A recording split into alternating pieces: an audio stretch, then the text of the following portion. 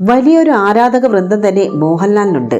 ഇപ്പോൾ ഹേമ കമ്മിറ്റി റിപ്പോർട്ടുമായി പുറത്തെത്തിയ വിവരങ്ങളിലും സഹതാരങ്ങൾക്കെതിരെ ഉയർന്ന ലൈംഗിക ആരോപണങ്ങളിലും അദ്ദേഹം മൗനം പാലിക്കുന്നതിൽ വിമർശനങ്ങൾ കേൾക്കുന്നുണ്ടെങ്കിലും അദ്ദേഹത്തിൻ്റെതായി പുറത്തെത്താറുള്ള വിശേഷങ്ങളെല്ലാം തന്നെ വളരെ പെട്ടെന്നാണ് പ്രേക്ഷകർ സ്വീകരിക്കുന്നത്.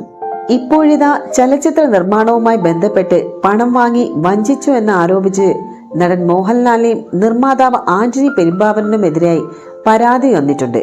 കോഴിക്കോട് 5ാം അഡീഷണൽ ജില്ലാ സെഷൻസ് കോടതി സെപ്റ്റംബർ 13 മാറ്റിയിരിക്കുകയാണ് ഈ ഒരു പരാതി. മോഹൻലാലും ആന്റണി പെരുമ്പാവൂരും സെപ്റ്റംബർ 13 കോടതിയിൽ ഹാജരാകണം. നിർമ്മാതാവും സംവിധായകനുമായ KA ദേവരാജൻ നൽകിയ അപ്പീലിലാണ് നടപടി.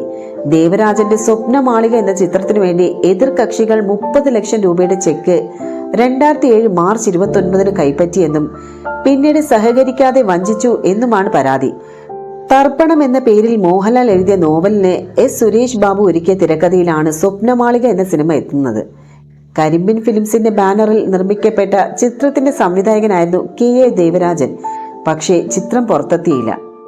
ചിത്രീകരണത്തിന് ശേഷം ട്രെയിലർ പുറത്തു വന്നിരുന്നുവെങ്കിലും സിനിമ എത്തിയിരുന്നില്ല.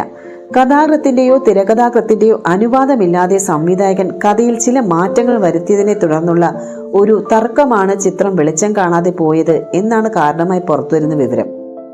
2008 റിലീസ് പ്രതീക്ഷിക്കപ്പെട്ടിരുന്ന ഒരു സിനിമയായിരുന്നു ഇത്.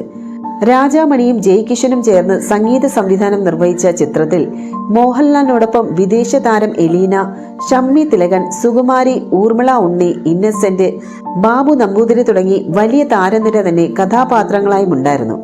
കഴിഞ്ഞ ലോക്ക്ഡൌൺ കാല ചർച്ചയ്ക്കിടെ മോഹൻലാൽ എഴുതിയ നോവലും അതിനെ അധികരിച്ച് നിർമ്മിക്കപ്പെട്ട എന്നാൽ ഇതുവരെ റിലീസ് ചെയ്യപ്പെടാത്ത പോയ ഈ സിനിമയും കഥയും സിനിമാ ഗ്രൂപ്പുകളിൽ സംസാര വിഷയമായിരുന്നു.